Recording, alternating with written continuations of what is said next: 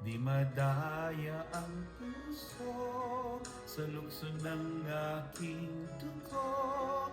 Tunay na pagmamahal ay hindi maglalaho.